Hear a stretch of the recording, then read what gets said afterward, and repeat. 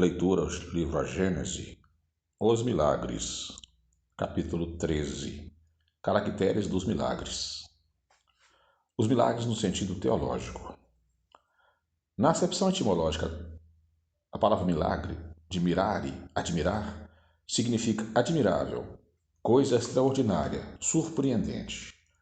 A academia definiu desse modo: um ato de poder divino, contrário às leis da natureza conhecida.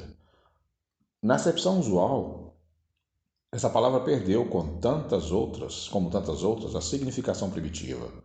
De geral, o que era se tornou de aplicação restrita a uma ordem particular de fatos. No entender das massas, um milagre implica a ideia de um fato extranatural. No sentido teológico, é uma derrogação das leis da natureza, por meio da qual Deus manifesta o seu poder. Tal, com efeito, a acepção vulgar que se tornou o sentido próprio, de modo que só por comparação e por metáfora a palavra se aplica às circunstâncias ordinárias da vida. Um dos caracteres do milagre, propriamente dito, é o ser inexplicável, por isso mesmo que se realiza com exclusão das leis naturais. É tanto essa a ideia que lhe associa que se um fato milagroso vem a encontrar explicação, se diz que já não constitui milagre, por muito espantoso que seja. O que para a Igreja dá valor aos milagres é precisamente a origem sobrenatural deles e a impossibilidade de serem explicados. Ela se firmou tão bem sobre esse ponto que o assimilar em si os milagres aos fenômenos da natureza constitui para ela uma heresia, um atentado contra a fé. Tanto assim que excomungou e até queimou muita gente por não ter querido crer em certos milagres. Outro caráter do milagre é o ser insólito, isolado, excepcional. Logo que um fenômeno se reproduz, quer espontânea, quer voluntariamente, é que está submetido a uma lei, e desde então, seja ou não seja conhecida a lei, já não pode mais haver milagres. Aos olhos do ignorante, a ciência faz milagres todos os dias. Se um homem que se ache realmente morto for chamado à vida por intervenção divina, haverá verdadeiro milagre, por ser esse um fato contrário às leis da natureza. Mas se em tal homem houver apenas aparência de morte, se lhe restar uma vitalidade latente e a ciência ou uma ação magnética conseguir reanimá-lo, para as pessoas esclarecidas ter-se-á dado um fenômeno natural. Mas para o vulgo ignorante, o fato passará por miraculoso. Lance um filósofo no meio de certas campinas um papagaio elétrico e faça que o raio caia sobre uma árvore, e certamente este novo Prometeu será tido por armado de diabólico poder. Somente, porém, Josué é detido o movimento do sol, ou antes da terra, e teríamos aí o verdadeiro milagre, porquanto nenhum magnetizador existe dotado de bastante poder para operar semelhante prodígio.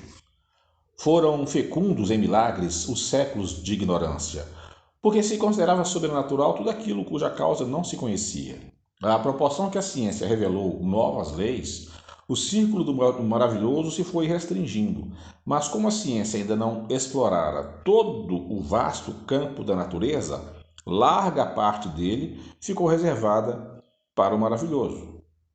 Expulso do domínio da materialidade pela ciência, o maravilhoso se encastelou-nos da espiritualidade, onde encontrou seu último refúgio. Demonstrando que o elemento espiritual é uma das forças vivas da natureza, força que incessantemente atua em concorrência com a força material, o Espiritismo faz que voltem ao rol dos efeitos naturais os que dele haviam saído, porque, como os outros, também tais efeitos se acham sujeitos a leis. Se for expulso da espiritualidade, o maravilhoso já não terá razão de ser, e só então se poderá dizer que passou o tempo dos milagres. Título: O Espiritismo não faz milagres. O Espiritismo, pois, vem a seu turno fazer o que cada ciência fez no seu advento: revelar novas leis e explicar conseguintemente os fenômenos compreendidos na alçada dessas leis. Esses fenômenos, é certo, se prendem à existência dos espíritos e à intervenção deles no mundo material, isto é, dizem o que consiste o sobrenatural. Mas então fora mister se provasse que os espíritos e suas manifestações são contrárias às leis da natureza, que aí não há nem pode haver a ação de uma dessas leis. O espírito mais não é do que a alma sobrevivente ao corpo. É o ser principal, pois que não morre, ao passo que o corpo é simples acessório sujeito à destruição. Sua existência, portanto, é tão natural depois como durante a encarnação. Está submetido às leis que regem o princípio espiritual, como o corpo o está às que regem o princípio material. Mas como estes dois princípios têm necessária afinidade, como regem incessantemente um sobre o outro, como da ação simultânea deles resulta o movimento e a harmonia do conjunto, segue-se que a espiritualidade e a materialidade são duas partes de um mesmo todo, tão natural uma como a outra, não sendo, pois, a primeira uma exceção, uma anomalia na ordem das coisas. Durante a sua encarnação, o espírito atua sobre a matéria por intermédio do seu corpo fluídico, ou perispírito, dando-se o mesmo quando ele não está encarnado.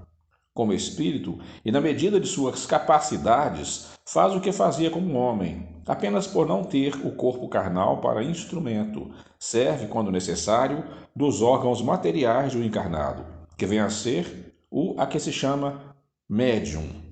Procede então como um que, não podendo escrever por si mesmo, se vale de um secretário, ou que, não sabendo uma língua, recorre a um intérprete.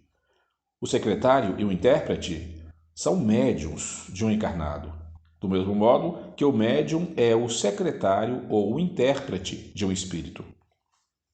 Já não sendo o mesmo que no estado de encarnação, o meio em que atuam os espíritos e os modos por que atuam, diferentes são os efeitos que parecem sobrenaturais, unicamente porque se produzem com o auxílio de agentes que não são os de que nos servimos. Desde, porém, que esses agentes estão na natureza e as manifestações se dão em virtude de leis, nada há de sobrenatural ou de maravilhoso. Antes de se conhecerem as propriedades da eletricidade, os fenômenos elétricos passavam por prodígios para certa gente. Desde que se tornou conhecida a causa, desapareceu o maravilhoso. O mesmo ocorre com os fenômenos espíritas, que não são mais aberrantes das leis naturais do que os fenômenos elétricos, acústicos, luminosos e outros, que serviram de fundamento a uma imensidade de crenças supersticiosas. Entretanto, dir-se-á: admitis que um espírito pode levantar uma mesa e mantê-la no espaço sem ponto de apoio. Não está aí uma derrogação da lei da gravidade? Sim, da lei conhecida. Conhece-se, porém, todas as leis? Antes que se houvesse experimentado a força ascensional de alguns gases, quem diria que uma pesada máquina transportando muitos homens poderiam triunfar da força de atração? Ao vulgo, isso não pareceria maravilhoso, diabólico?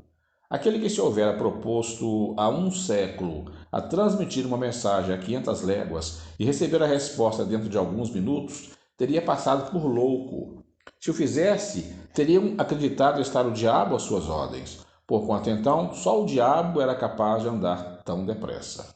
Hoje, no entanto, não só se reconhece possível o fato, como ele parece naturalíssimo. Por que, pois, um fluido desconhecido careceria de propriedade de contrabalançar, em dadas circunstâncias, o efeito da gravidade, como o hidrogênio contrabalança o peso do balão? É efetivamente o que sucede no caso que se trata. Uma vez que estão no quadro da natureza, os fenômenos espíritas se hão produzido em todos os tempos, mas precisamente porque não podiam ser estudados por meios materiais, de que dispõe a ciência vulgar, permaneceram muito mais tempo do que outros no domínio do sobrenatural, de onde o Espiritismo agora os tira. Baseado em aparências inexplicadas, o sobrenatural deixa livre curso à imaginação, que, a vagar pelo desconhecido, gera as crenças supersticiosas. Uma explicação racional, fundada nas leis da natureza, reconduzindo o homem ao terreno da realidade, fixa um ponto de parada aos transviamentos da imaginação e destrói as superstições. Longe de ampliar o domínio do sobrenatural, o Espiritismo o restringe até aos seus limites extremos e lhe arrebata o último refúgio. Se é certo que ele faz crer na possibilidade de alguns fatos, não menos certo é que, por outro lado, impede a crença em diversos outros, porque demonstra no campo da espiritualidade, a exemplo da ciência, no da materialidade, o que é impossível e o que não é. Todavia, como não alimenta a pretensão de haver dito a última palavra, seja sobre o que for, nem mesmo sobre o que é da sua competência, ele não se apresenta como absoluto regulador do possível e deixa de parte os conhecimentos reservados ao futuro. Os fenômenos espíritas consistem no diferente modo de manifestação da alma ou espírito, quer durante a encarnação, quer no estado de erraticidade. É pelas manifestações que produz que a alma revela sua existência, sua sobrevivência e sua individualidade. Julga-se dela pelos seus efeitos. Sendo natural a causa, o efeito também o é. São esses efeitos que constituem objeto especial das pesquisas e do estudo do Espiritismo, a fim de chegar-se a um conhecimento tão completo quanto possível, assim da natureza e dos atributos da alma, como das leis que regem o princípio espiritual. Para os que negam a existência do princípio espiritual, independente que negam, por conseguinte, a da alma individual e sobrevivente. A natureza toda está na matéria tangível. Todos os fenômenos que concernem a espiritualidade são para esses negadores sobrenatural e, portanto, quiméricos. Não admitindo a causa, não podem eles admitir os efeitos. E quando estes são patentes, os atribuem à imaginação, à ilusão, à alucinação e se negam a aprofundá-los. Daí a opinião preconcebida em que se acastelam e que os outros inaptos a apreciar judiciosamente o Espiritismo, porque parte do princípio da negação de tudo o que não seja material. Do fato, porém, de o Espiritismo admitir os efeitos que são corolário da existência da alma, não se segue que admita todos os efeitos qualificados de maravilhosos e que se propõe a justificá-lo e dar-lhe crédito, que se faça campeão de todos os devaneios, de todas as utopias, de todas as excentricidades, sistemas, de todas as lendas miraculosas. Fora preciso conhecê-lo muito pouco para pensar assim. Seus adversários julgam opor-lhe um argumento inexplicável, quando depois de haverem feito eruditas pesquisas sobre os convulsionários de Saint-Médard, sobre os camisardos de Cevenas ou sobre os religiosos de London, chegaram a descobrir fatos patentes de embuste que ninguém contesta. Mas essas histórias terão porventura o evangelho do Espiritismo? Já terão esses adeptos negado que o charlatanismo haja explorado em proveito próprio alguns fatos que a imaginação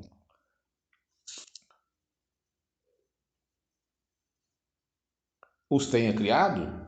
Que o fanatismo os haja exagerado muitíssimo? Ele é tão solidário com as extravagâncias que se cometem em seu nome como a ciência o é com os abusos da ignorância.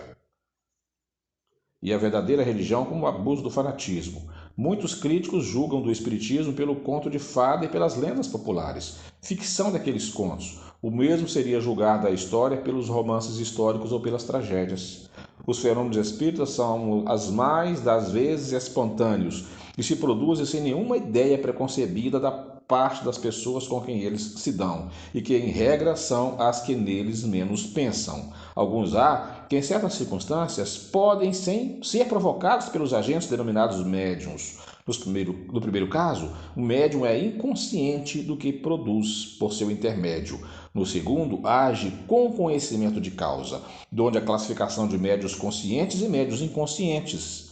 Estes últimos são os mais numerosos e se encontram com frequência entre os mais obstinados incrédulos que assim praticam o espiritismo sem o saberem, nem quererem. Por isso mesmo, os fenômenos espontâneos revestem capital importância, visto não se poder suspeitar da boa-fé dos que os obtêm.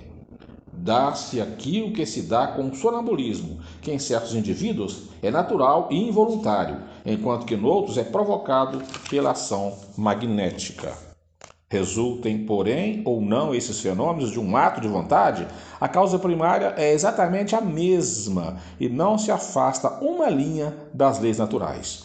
Os médiuns, portanto, nada absolutamente produzem de sobrenatural. Por conseguinte, nenhum milagre fazem. As próprias curas instantâneas não são mais milagrosas do que os outros efeitos, dado que resulta da ação de um agente fluídico que desempenha um papel de agente terapêutico, cujas propriedades não deixam de ser naturais por terem sido ignoradas até agora. É, pois, totalmente impróprio o epíteto de taumaturgos que a crítica ignorante dos princípios do Espiritismo há dado a certos médiuns. A qualificação de milagres emprestadas por comparação a esta espécie de fenômenos somente pode induzir em erro sobre o verdadeiro caráter deles.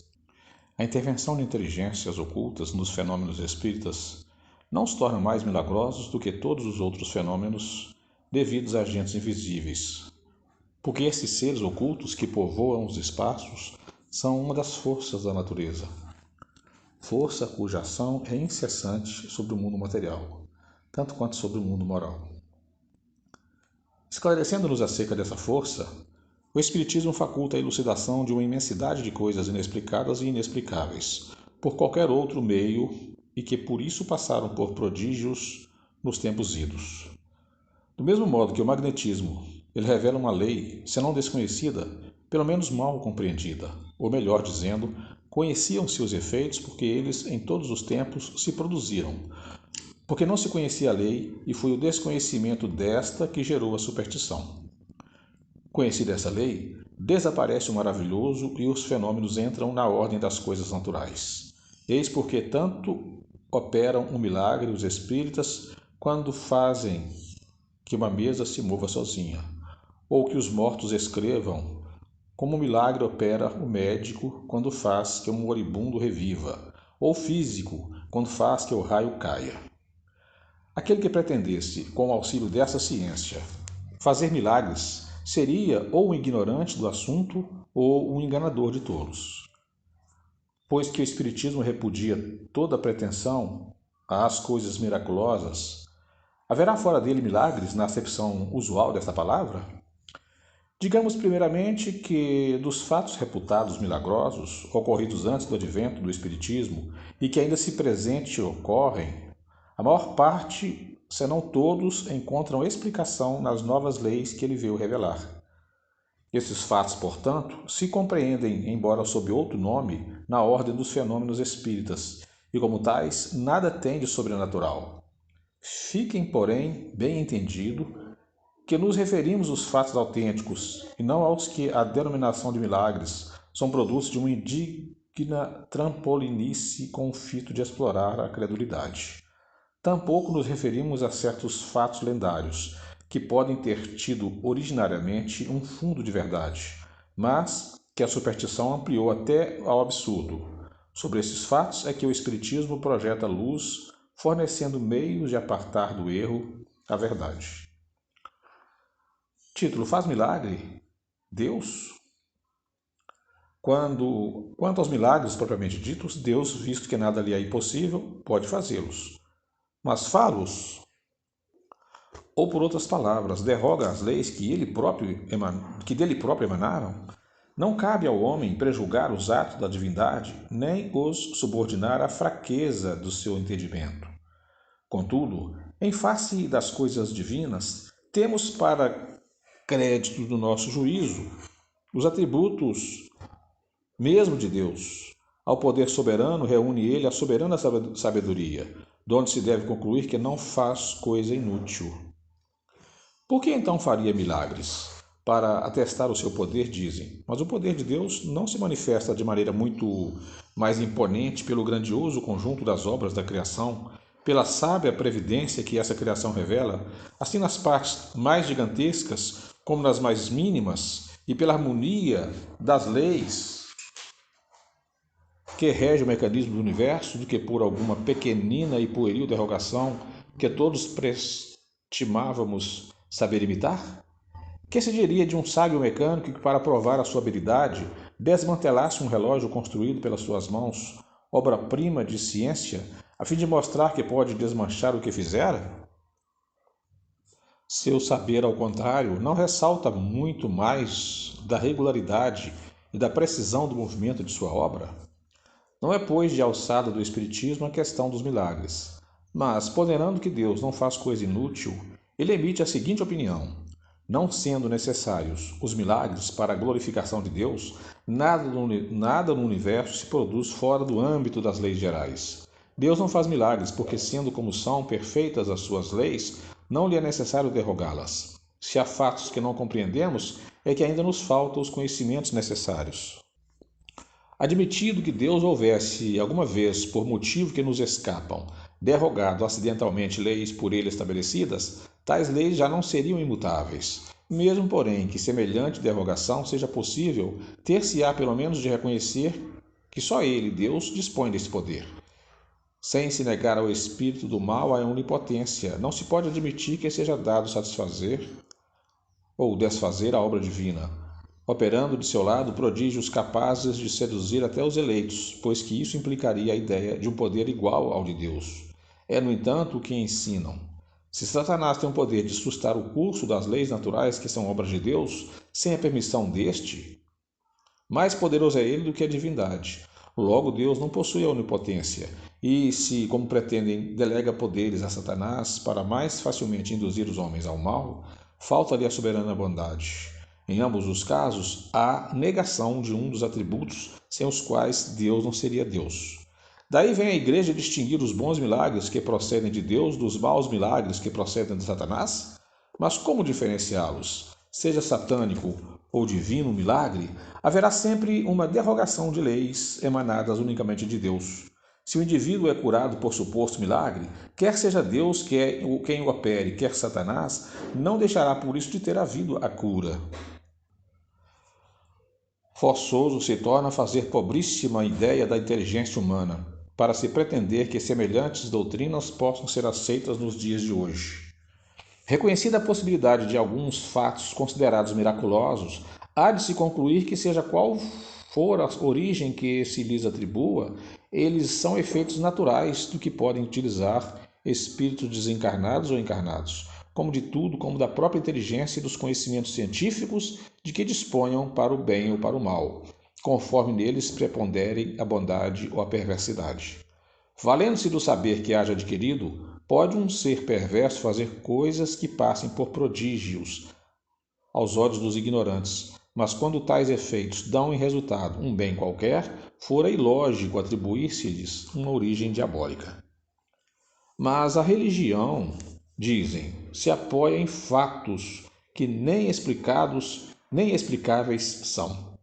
Inexplicados, talvez. Inexplicáveis é questão muito outra. Que sabe o homem das descobertas e dos conhecimentos que o futuro lhe reserva?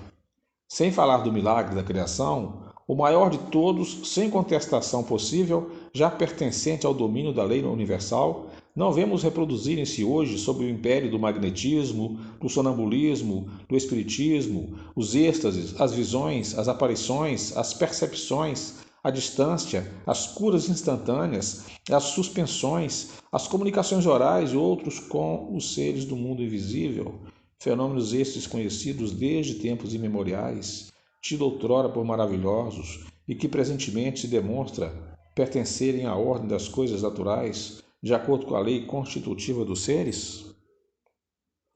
Os livros sagrados estão cheios de fatos desse gênero, qualificados de sobrenaturais, como, porém, outros análogos e ainda mais maravilhosos se encontram em todas as religiões pagãs da antiguidade. Se a veracidade de uma religião dependesse do número e da natureza de tais fatos, não se saberia dizer qual a que devesse prevalecer.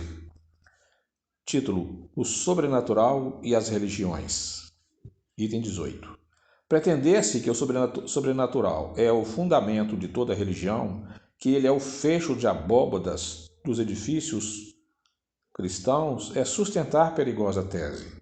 Assentar exclusivamente as verdades do cristianismo sobre a base do maravilhoso é dar-lhe franco alicerce, cujas pedras facilmente se soltam.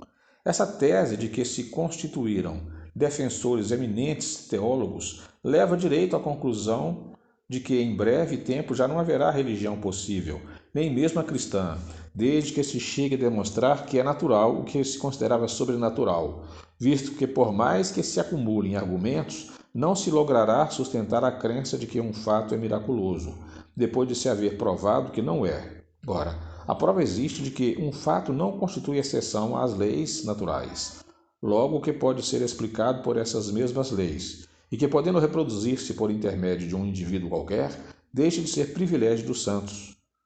O de que necessitam as religiões não é do sobrenatural, mas do princípio espiritual, que erradamente costumam confundir com maravilhoso, e sem o qual não há religião possível.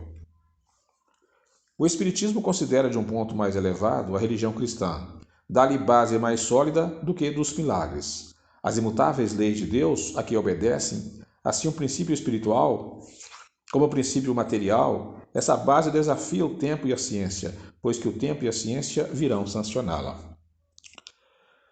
Deus não se torna menos digno de nossa admiração, de nosso reconhecimento, do nosso respeito por não haver derrogado suas leis grandiosas, sobretudo pela imutabilidade que as caracteriza. Não se faz mistério sobrenatural para que se preste a Deus o culto que lhe é devido. A natureza não é de si mesma tão impotente que dispense se lhe acrescente seja o que for para provar a suprema potestade.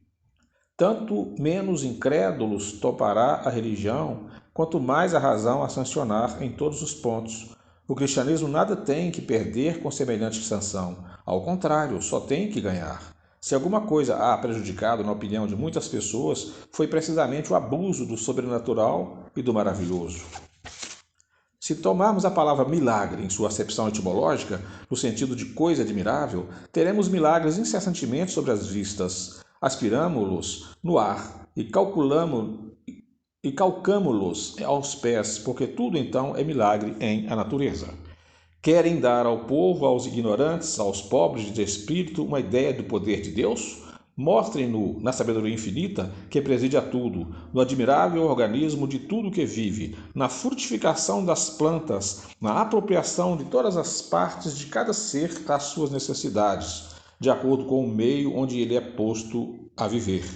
Mostrem-lhes a ação de Deus na vergôntea de um arbusto, na flor que desabrocha, no sol que tudo vivifica. Mostrem-lhes a sua bondade na solicitude que dispensa a todas as criaturas, por mais ínfimas que sejam a sua previdência, na razão de ser de todas as coisas, entre as quais nenhuma inútil coisa se conta no bem que sempre decorre de um mal aparente e temporário.